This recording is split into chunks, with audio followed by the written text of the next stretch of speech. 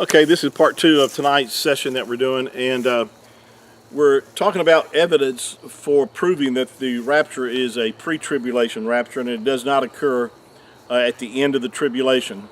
Again, this is not a theory. This is actual evidence proven by the scripture. You know, you shouldn't base your beliefs upon what someone's told you or even upon one particular verse. I find most people that don't believe in the pre-tribulation rapture have taken one verse that they quote. Most of them quote, the scripture that says that he that endures unto the end shall be saved, talking about the people that will endure through the tribulation.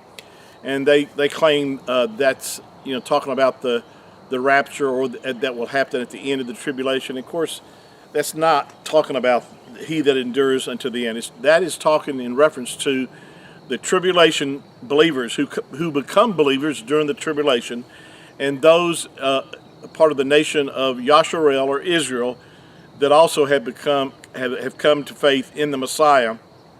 That's who that particular verse is talking about. But I find that most people don't really do the study that they should do, and I'm not telling you just take my word for everything. Do your own study. But the fact is that it's good and it's important for you and I to know what you believe. In other words, don't say you believe in pre-tribulation because I said so or because someone else has told you that. You ought to have a knowledge about the verses in the scripture that reveal the rapture and that reveal that it happens before the tribulation, and you should know where to go for those verses. And so that's why it's important to study this out. I've done a number of videos about this subject that you can go back and listen to and get a good foundation of why you believe what the scripture has to say, which is that there is going to be a rapture of the church and it's going to happen before the tribulation period. Now, I want to read from my notes tonight before we go any further. And I've written here, there are at least two events which occur in heaven for which the church must be present and which therefore cannot take place until the rapture occurs. Number one, the judgment seat of Messiah takes place in heaven before Messiah returns. If you read in the book of Revelation, you'll find this to be accurate, that the judgment seat, in other words, the judgment. And by the way, this is a judgment, not deciding if you enter into heaven or not.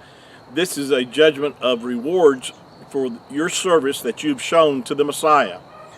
And the works that you and I have done that have been led of the Ruach, have been led of the Spirit, and have the true motivation behind them will be rewarded for those deeds that we've done in the flesh.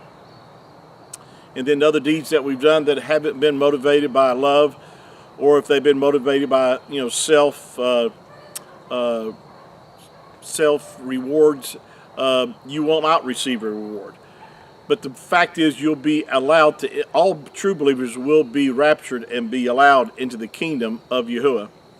But as far as the judgment seat of Messiah, it's a judgment for rewards of things that you've done in the flesh. So that's one thing that has to happen before the second coming takes place. It says in Romans chapter 14, verse 10, for we all must stand before the judgment seat of Messiah. Again, you'll find that in Romans chapter 14, verse 10.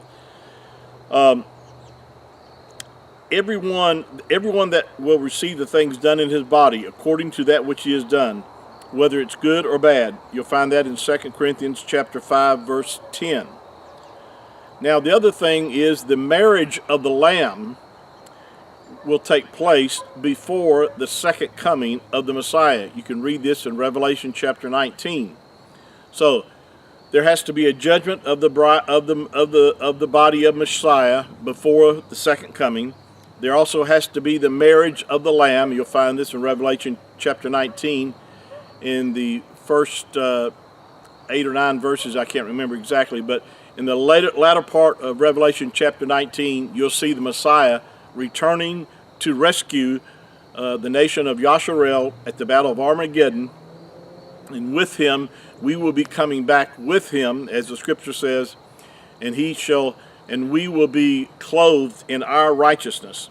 And in fact, it says, talking about us, the church, it says, and to her was granted to be arrayed in fine linen, clean and white. Of course, this is as a result of the cleansing judgment seat of Messiah. You'll find this in Revelation chapter 19, verse 7 and 8. Both these events occur prior to Messiah's return to earth, and thus demand a prior rapture.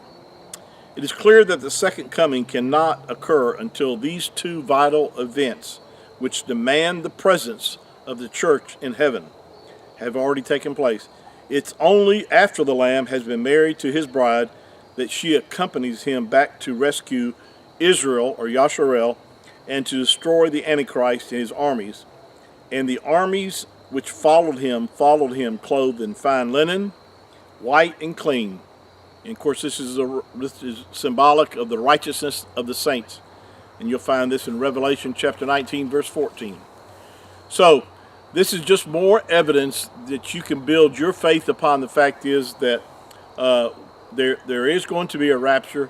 It is going to be those that are born again, true believers in Messiah, Jew and Gentile.